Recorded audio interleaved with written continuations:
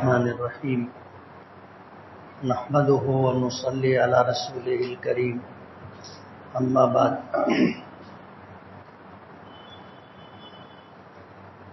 فاعوذ باللہ من الشیطان الرجیم بسم اللہ الرحمن الرحیم وعاشروہن بالمعروف فإن کرہتموہن فعسى ان تکرہوا شیئا وَيَجْعَلَ اللَّهُ فِيهِ خَيْرًا كَثِيرًا صدق اللہ العظیم۔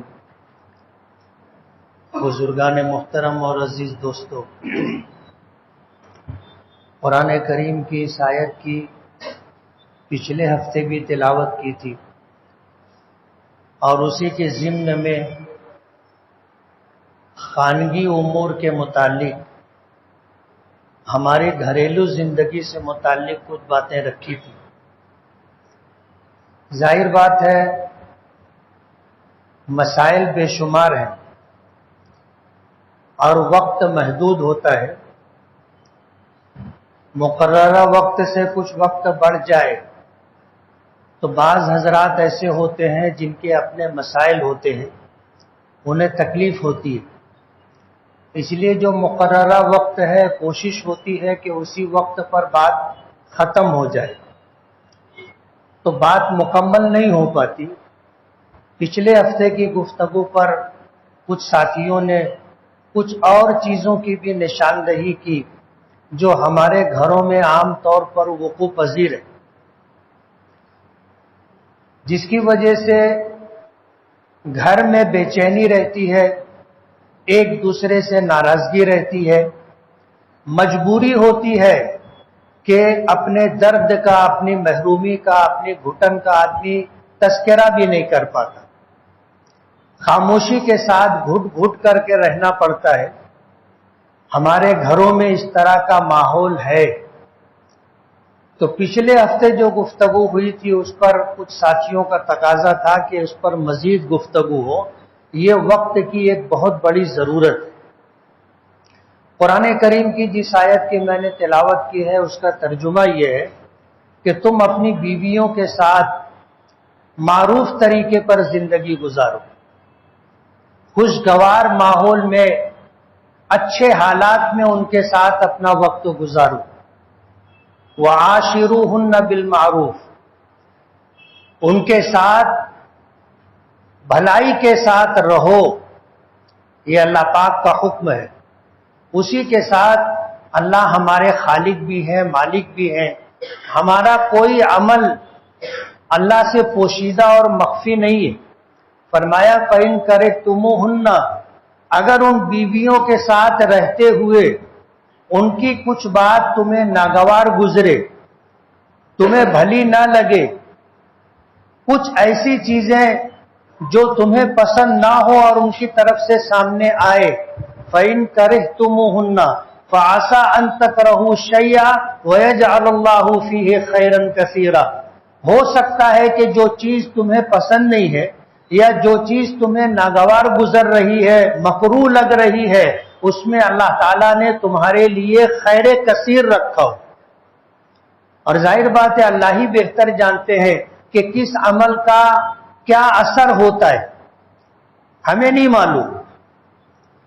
اللہ نے جس طرح ہم مردوں کو بنایا ہے اسی طرح عورتوں کو بھی بنایا ہے، اور جو مزاج اور خوبیاں اللہ نے مردوں کو عطا کی ہے اسی طرح خوبیاں اور دوسری صفات اللہ نے عورتوں کو عطا کی ہیں۔ دونوں کے مزاج مختلف ہیں، اور اس مزاج کے اختلاف کے باوجود جب اللہ نے نکاح کا رشتہ قائم کر دیا تو اس رشتے کے پاس و لحاظ میں مرد کو اپنی ذمہ داریاں پوری کرنی ہوتی ہیں اور عورتوں کو اپنی ذمہ داریاں پوری کرنی ہوتی۔ پچھلے ہفتے میں نے تذکرہ کیا تھا کہ 15-20 سال کا زمانہ بچی ایک گھر میں پیدا ہونے کے بعد گزارتی ہے، اور جن لوگوں کے ساتھ گزارتی ہے وہ اس کی ماں، باپ، بھائی، بہن اور گھر کے چھوٹے بڑے لوگ ہوتے ہیں۔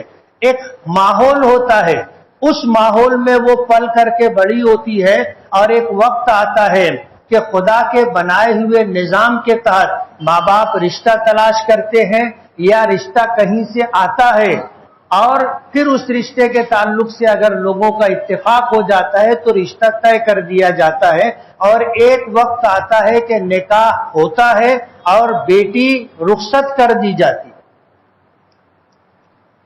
یہ وہ مرحلہ ہوتا ہے جو ہر ایک کے گھر میں پیش آتا ہے۔ غریب ہو، اس کے یہاں اگر بیٹی ہو تو اس کے بھی ہاتھ پیلے کرنے ہوتے ہیں اور اسے بھی نکاح کے بعد رخصت کرنا ہوتا ہے، اور بادشاہ وقت بھی ہو تو بھی اس کو اپنی بیٹی کو نکاح کے بعد رخصت کرنا ہوتا ہے۔ ہم لوگ کہتے ہیں کہ بیٹی پرایا دھن ہوتی ہے، بیٹی دوسرے کی امانت ہوتی ہے، ایک وقت آتا ہے اسے اس کے ٹھکانے تک پہنچانا ہوتا ہے۔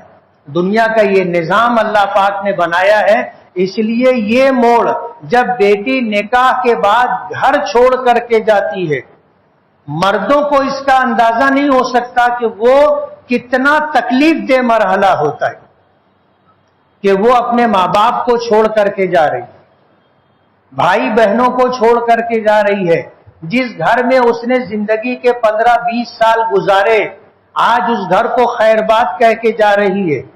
گھر کے چھوٹے بڑے اور دور قریب کے رشتہ دار سبھی لوگوں سے وہ رخصت ہو کر کے جا رہی ہے، اور جہاں جا رہی ہے یہ وہ گھر ہے جہاں شاید اس نے زندگی میں اس سے پہلے قدم بھی نہیں رکھا ہو، اور جن لوگوں کے ساتھ رہنے جا رہی ہے ماضی میں ان سے کوئی تعلق بھی نہیں تھا۔ ایک نیا گھر ہے، نئے لوگ ہیں، نیا ماحول ہے، اس جگہ جا کر کے اسے اپنا وقت گزارنا ہے۔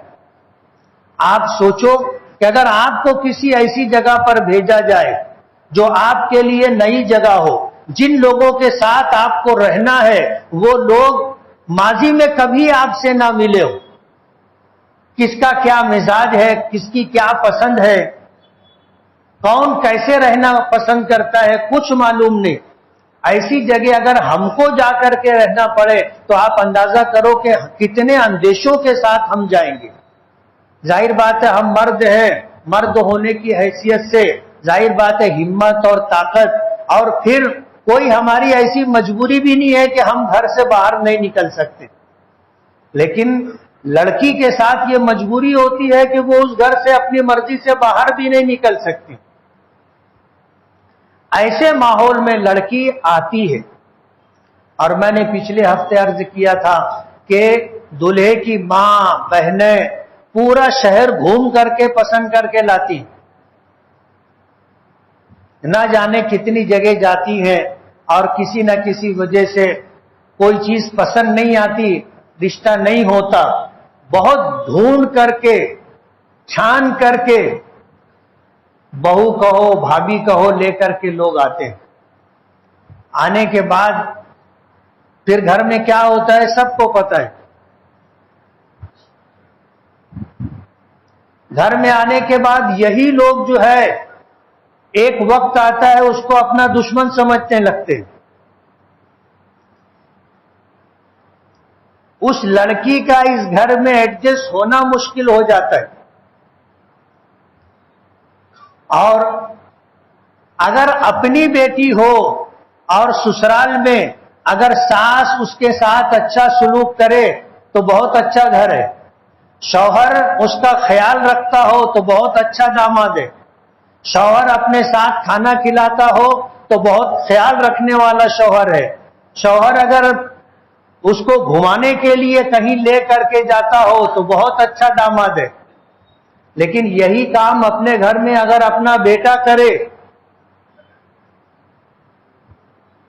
یہی کام کسی دوسری بیٹی کسی دوسرے کی بیٹی کے ساتھ گھر میں اپنا بیٹا کرے کہ ساتھ میں کھانا کھلائے، ساتھ میں کھانا کھائے، کہیں اسے گھمانے لے جائے، گھر میں کہیں بیٹھ کر کے اطمینان سے بات کرے، کچھ وقت دن کا اگر تنہائی میں گزارے تو لوگوں کو جو ہے بہت برا لگتا ہے، اور ماں اپنے بیٹے کو جورو کا غلام بولتی ہے۔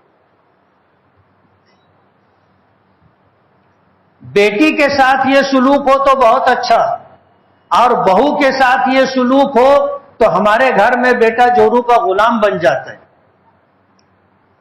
یہ جو چیز ہے کہ پرائی کی بیٹی کو لا کر کے اپنے گھر میں جو سلوک اس کے ساتھ کیا جاتا ہے،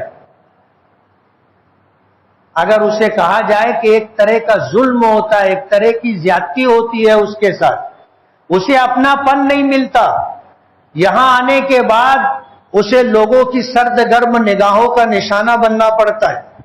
جوائنٹ فیملی ہو تو اور نہ جانے کتنے مسائل ہوتے۔ جس عمر کی بہو لے کر کے آئے ہیں، ساس یہ چاہتی ہے کہ آنے کے بعد گھر کا پورا نظام وہ سنبھالے، سارا پکانا اس کے ذمے، صاف صفائی اس کے ذمے، کپڑا دھونا اس کے ذمے۔ ایسا لگتا ہے جیسے بہو نہیں لائے، ایک نوکرانی لے کر کے آئے۔ اور اس میں بھی پھر مسائل رہتے ہیں کہ یہ روٹی ایسی کیسی پکی، سالن ایسا کیسا بنا، گھر میں جھاڑو کس نے دیا، ایسے جھاڑو دیتے ہیں کیا، کپڑا کس نے دھویا، ایسا کپڑا دھویا جاتا ہے کیا۔ جس عمر کی بہو ہے، بیٹی کے تعلق سے یہ سوچ ہوتی ہے کہ ابھی تو اس کے کھیلنے کھانے کے دن، دونوں کی عمر ایک ہوتی ہے، بیٹی گھر کے ایک کام کو بھی ہاتھ نہیں لگاتی، اور اگر وہ لگانے لگے تو ماں اس کو روکتی ہے، اور ہاتھ نہ لگانے پر ماں کو کوئی شکایت نہیں ہوتی، بلکہ ماں یہ کہتی ہے کہ ابھی اس کی عمر ہی کیا ہے۔ یہ جو ہمارے گھر میں ظلم ہوتا ہے، ظاہر بات ہے ہر عمل کا ایک رد عمل ہوتا ہے، ہر عمل کا ایک رد عمل ہوتا ہے۔ ایک وقت تک بہو مجبور ہوتی ہے، بے بس ہوتی ہے، لیکن قدرت کا ایک نظام ہے کہ پھر تختہ پلٹ ہوتا ہے، اقتدار تبدیل ہوتا ہے۔ گھر میں کل جو چھوٹا تھا آج بڑا ہو گیا، اور جو بڑے تھے وہ ریٹائر ہو گئے۔ اب آپ سمجھ سکتے ہو کہ بہو کے ساتھ جو سلوک کیا گیا تھا وہ بھولا نہیں ہے، بھلایا نہیں ہے۔ بہو کو ہر ایک کا ایک ایک عمل یاد رہتا ہے، اس کو ہر ایک کی ایک ایک بات یاد رہتی ہے، لیکن اس کی مجبوری اور بے بسی تھی، وہ کچھ کر نہیں سکتی تھی تو سب جھیلتی رہی۔ اب یہ ہے کہ بہو اب گھر کی مالکن ہے، اب گھر اس کے رحم و کرم پر ہوتا ہے،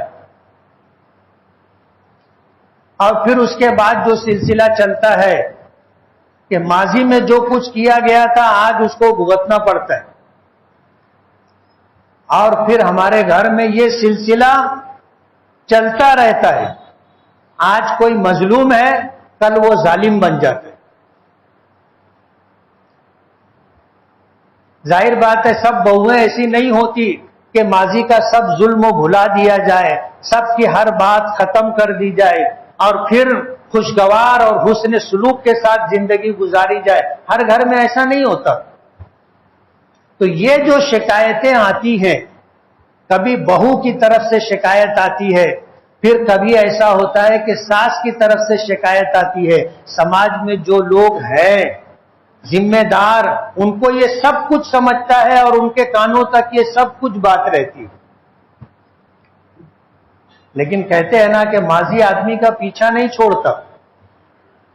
اگر ماضی میں آپ نے ستایا ہے، پریشان کیا ہے، تو ایک وقت آئے گا کہ یہ جو ستانا ہے، پریشان کرنا ہے، واپس آئے گا۔ اور کبھی ایسا ہوتا ہے کہ یہ واپسی سود سمیت ہوتی ہے نا، سود سمیت ہوتی ہے۔ اور پھر ایسا ہوتا ہے کہ ساس بول بھی نہیں سکتی نا، بہو اتنا ظلم کرتی ہے کہ پھر ساس بول بھی نہیں سکتی کسی کو۔ یہ تو ہوتا ہے کہ جب بہو پر ظلم ہوتا ہے تو بہو میکے جا کر کے اپنی ماں کے سامنے، بہن کے سامنے اپنا درد دل رکھ دیتی ہے، دل ہلکا کر کے آ جاتی ہے۔ اور کبھی ایسا ہوتا ہے کہ ان لوگوں کی طرف سے جب رہنمائی ہونے لگے تو گھر کبھی بن بھی جاتا ہے اور کبھی بگڑ بھی جاتا ہے. ظاہر بات ہے میکے جا کر کے بہو جو کچھ سن کر سیکھ کر کے آتی ہے اس کو سنانے والے اور بتانے والے تجربے کار ان لوگ ہوتے جو اس مرحلے سے گزرے ہوئے رہتے. ان کو پتا ہوتا ہے کہ اگر ایسا ہو تو کیا کرنا چاہیے. تو وہ اگر سمجھا دیں اچھی طریقے سے اور بہو سمجھ کر آ جائے تو پھر گھر میں جو ہے مہا بھارت چالو ہو جاتی ہے. تو یہ جو ہمارے گھر کا ماحول ہے اس کو بنانا اور سنوارنا ضروری ہے اور یہ ذمہ داری گھر کے مردوں کی ہے. گھر کے مردوں کی ہے کہ ظلم کو دیکھیں تو اس کو روکیں, غلط ہو رہا ہے تو سمجھائیں, اور کسی کی بیٹی لائے ہیں تو اس کے ساتھ بیٹی جیسا سلوک کریں. آج جو لوگ اس طرح کا کام کر رہے ہیں گھریلو جھگڑوں کے نمٹانے کا, جسے ہمارے ہاں پنچایت کہا جاتا ہے, آپ ان سے پوچھو کتنے مسائل. جمعیت علماء مالیگاؤں نے ایک اصلاحی کمیٹی بنائی اور پنچایت کا ایک نظام شروع کیا. کرنے والے تھک گئے, پریشان ہو گئے, مسائل بے شمار ہیں اور کرنے والے بہت تھوڑے لوگ ہیں. اور ظاہر بات ہے یہ کام کرنے کے لیے وقت لگتا ہے, اور آدمی کتنا وقت دے گا. اگرچہ اس پر اجر بے پناہ ہے. کسی ضرورت مند کی ضرورت پوری کرنا, دو مسلمانوں کے درمیان, دو بھائی ہوں, بھائی بہن ہوں, میاں بیوی ہوں, اور کوئی تعلق ہو, اگر ان میں اختلاف ہے, جھگڑا ہے, اس کو درست کرنے کے لیے محنت کرنا, کوشش کرنا بہت بڑا اجر رکھتا ہے. وہ حدیث آپ کو یاد ہوگی, سنا ہوگا. حضرت عبداللہ ابن عباس رضی اللہ تعالی عنہ مسجد نبوی میں اعتکاف کر رہے تھے. اعتکاف کی حالت میں تھے. انہوں نے مسجد میں ایک شخص کو دیکھا کہ بہت پریشان حال ہے. پریشانی دیکھی نہیں گئی. عبداللہ ابن عباس نے ان کو بلایا اور آنے کے بعد ان سے پوچھا کہ کیا بات ہے, میں تمہیں بہت پریشان دیکھ رہا ہوں. تو اس شخص نے حضور پاک صلی اللہ علیہ وسلم کی قبر مبارک کی طرف اشارہ کر کے کہا کہ اس قبر والے کی عزت کی قسم, مجھ پر ایک آدمی کا حق ہے, میں مقروض ہوں, میں اس کو ادا کرنے کی طاقت نہیں رکھتا. ادا کرنا چاہتا ہوں, ادا کرنے کی طاقت نہیں رکھتا. وقت پورا ہو چکا ہے, وہی پریشانی ہے.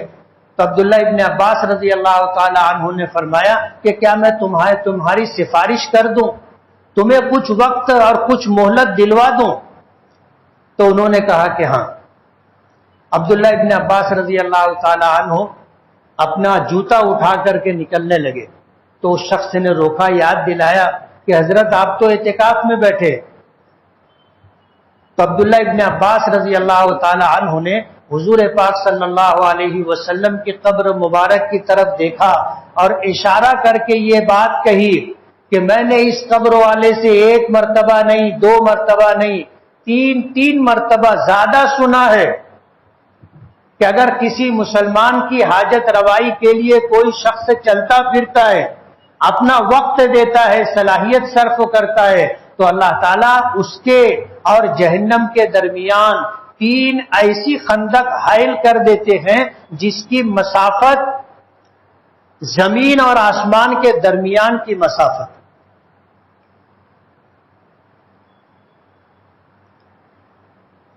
ایسی 3 خندقیں حائل کرتے ہیں جو اعتکاف کرتا ہے, اور جو کسی کی حاجت روائی کے لیے چلتا ہے تو اللہ تعالیٰ اس کو 10 سال کے اعتکاف کا ثواب دیتے. ایک دن کے اعتکاف کی یہ فضیلت ہے کہ اس کے اور جہنم کے درمیان 3 خندقیں حائل ہوتی ہیں. اتنی دوری ہو جاتی ہے جس کی مسافت آسمان و زمین کے درمیان کی مسافت ہے. اور کسی کے کام کے لیے چلنا پھرنا, وقت دینا 10 سال کے اعتکاف کا ثواب رکھتا ہے. آپ اس سے اندازہ کر سکتے ہیں کہ کسی ضرورت مند کی ضرورت پوری کرنا اللہ کے نزدیک کتنا بڑا عمل ہے، معمولی نیکی نہیں ہے۔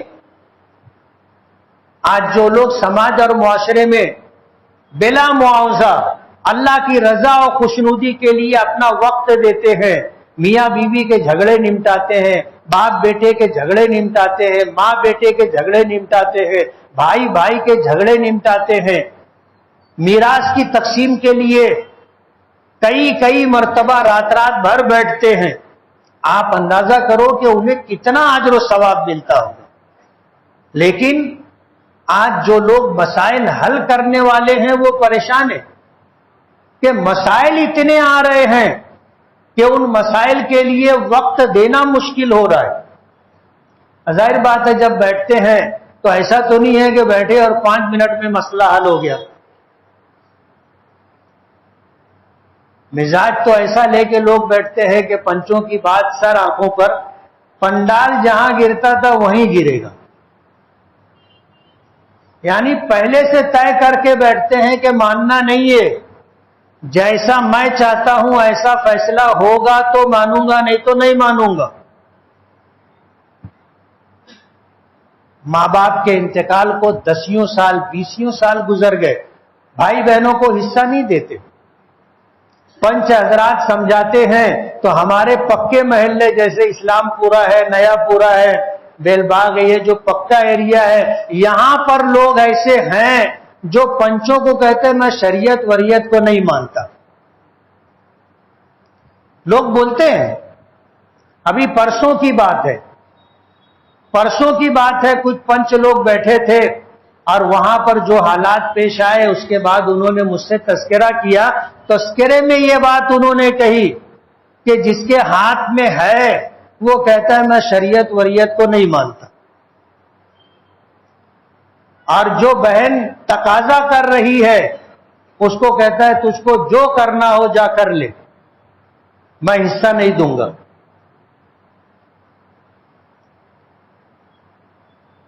میں حصہ نہیں دوں گا، جو کرنا ہو کر لے۔ بہنوئی بول نہیں سکتا، حالانکہ اس کو بولنے کا حق ہے، اس کو نہیں ہم سب کو بھی حق ہے بولنے کا کہ مظلوم کا ساتھ دینا چاہیے اور مظلوم کے حق کے لیے آواز اٹھانا چاہیے، لیکن بہنوئی کو بولتے ہیں تورا کا ہے۔ یہ جو صورتحال ہے اس کو بدلنا ضروری ہے۔ جتنی جلدی ظلم و زیادتی کو ختم کیا جائے گا اتنا ہمارے لیے بہتر ہوگا۔ ہو سکتا ہے ہم میں سے بھی کچھ لوگ ایسے ہوں جن کے ساتھ اس طرح کا معاملہ ہو، اور ایسے بھی کچھ لوگ ہوں جن کے ساتھ ظلم زیادتی کرنے والے بھی اس مجلس میں ہوں۔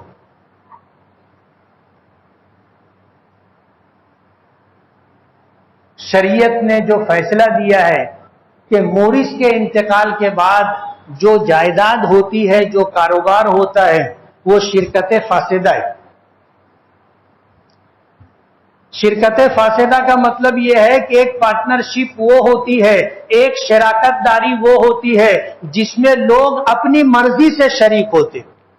جیسے ہم نے پارٹنرشپ کی کسی کے ساتھ تو دونوں کا یا چند لوگوں کا یہ معاہدہ ہوتا ہے کہ ہم لوگ پارٹنر رہیں گے، کاروبار ہوگا، اور پارٹنرشپ کی جو ہے یہ سب شرائط ہوں گی، اس کی یہ ٹرم اور کنڈیشن ہوگی۔ یہ پارٹنرشپ وہ ہے، شراکت داری وہ ہے جس میں سب کی مرضی ہے۔ اور باپ کے انتقال کے بعد باپ کے مال میں، باپ کی جائیداد میں اس کے تمام وارث حصے دار ہیں، اس میں سب کی شرکت ہے۔ اگر مکان ہے تو مکان میں بیٹا بھی حصے دار ہے، بیٹی بھی حصے دار ہے۔ شریعت نے ان کو حصے دار بنا دیا ہے، ان کی شرکت ہے، پارٹنرشپ ہے، لیکن یہ پارٹنرشپ شرکت فاسدہ ہے۔ یہ بغیر مرضی کے شرکت ہو گئی ہے۔ اب چاہیے کہ اس کو جتنی جلدی ہم یہ شرکت ختم کر دیں، جس کا جو حصہ ہے اس کو دے دیں۔ یہ مستحب عمل، اب 10-10 20-20 سال ہو جاتے ہیں، میراث تقسیم نہیں ہوتی۔ مسائل کیا آتے ہیں میں آپ کو بتاؤں۔ باپ کا انتقال ہوا، باپ نے 6 لوم چھوڑا تھا، واقعی جو پنچایت ہے وہ میں بتا رہا ہوں، اور اگر جس کا مسئلہ ہوگا تو وہ سمجھ لے کہ اس کو ہی بتا رہا ہوں۔ باپ کا انتقال ہوا، 6 لوم تھا، آج 20-25 سال کا عرصہ گزر گیا، دوسرے بھائی بہنیں حصہ مانگتے رہے، حصہ دیا نہیں گیا، آج لوم بڑھ کر کے 36 لوم ہو گئے۔ اب بیٹا یہ بولتا ہے کہ ابا 6 لوم چھوڑ کر کے گئے تھے، اسی 6 لوم میں حصہ دوں گا،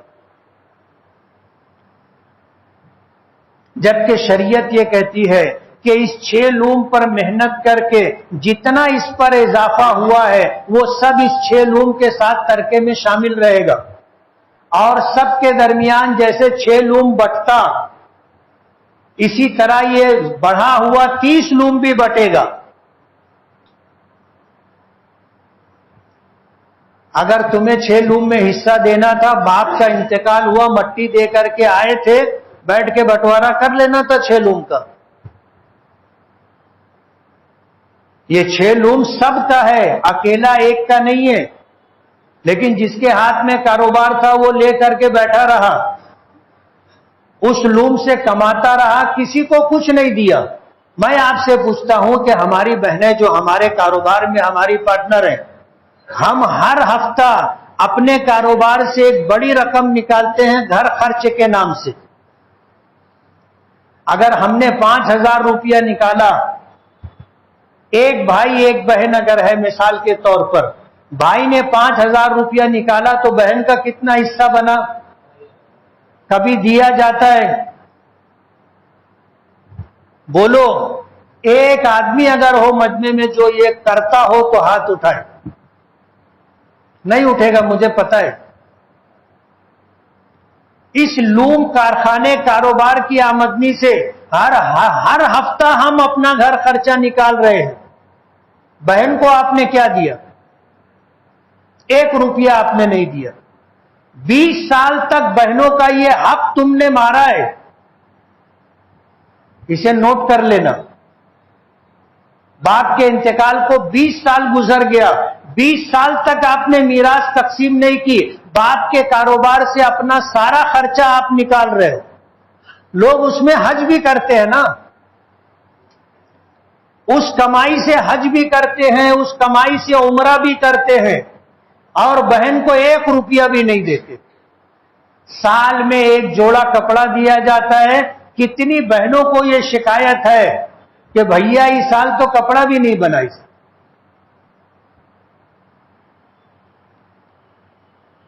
یہ جو صورتحال ہے، کہ آپ نے 5,000 نکالا، 2,500 بہن کو دینا چاہیے تھا، اس کا حق ہے، جائز حق ہے، آپ نے نہیں دیا۔ 20 سال تک بہن کا حق مارا، آج جب میراث دینے کی بات آ رہی ہے تو کہتے ہو کہ ابا کا تو 6 لوم تھا، 6 لوم چھوڑ کر کے گئے تھے، 6 لوم میں سے حصہ ہوگا بس، باقی سب تو میری محنت کا ہے۔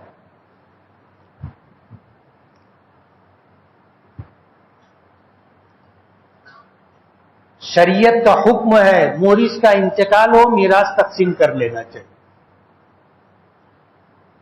میراث تقسیم کر لینا چاہیے، اور یہ مستحب ہے۔ لیکن ہوتا یہ ہے کہ میراث تقسیم کرنے کی بات اگر کسی کی طرف سے آئی تو اس کا منہ بند کرنے کے لیے کہا جاتا ہے یہ تو ابا کے مرے کا انتظار کرت رہا۔ بعض لوگ کہتے ہیں باپ کے قبر کی مٹی ابھی ٹھنڈی بھی نہیں ہوئی ہے، حصہ مانگنے لگ گئے۔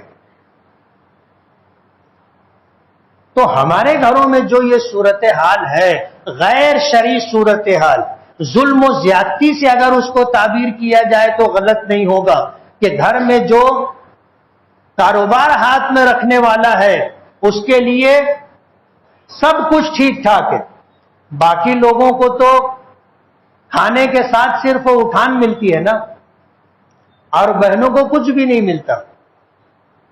یہ صورتحال ظلم و زیادتی کی ہے۔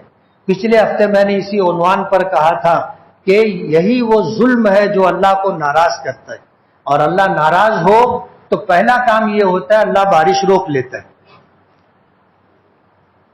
بارش روک لیتا ہے۔ اور اگر اس زمین پر انسانوں کے علاوہ، ظالموں کے علاوہ مظلوم نہ ہوتے، بے زبان جانور نہیں ہوتے، تو اللہ تعالیٰ ایک قطرہ بھی بارش کا نہیں برساتا۔ لیکن مظلوموں کے طفیل، بے زبان جانوروں کے طفیل ہم کو اللہ پانی دیتا ہے، لیکن ہم اپنی سرکشی سے باز نہیں آتے۔ ضرورت ہے اس بات کی کہ اس عنوان سے بھی ہم کو سوچنا چاہیے کہ کہیں مجھ سے کچھ غلط تو نہیں ہو رہا ہے، اور اگر ہمیں احساس ہو جائے کہ ہاں ہم سے کچھ غلط ہو رہا ہے تو اس کو کتنی جلدی درست کر سکتے ہوں اس بات کی کوشش کرنا چاہیے۔ زندگی بہت مختصر ہے، پتہ نہیں کب بلانا آ جائے، کب بلانا آ جائے پتہ نہیں۔ اس لیے ہمیں اس بات کا خیال رکھنا چاہیے کہ کب بلانا آئے گا پتہ نہیں ہے، اس حال میں نہ جانا ہو کہ ہم پر لوگوں کا حق باقی رہے۔ اللہ تعالی ہمیں عمل کی توفیق عطا فرمائے۔ وآخر دعوانا ان الحمد للہ رب العالمین۔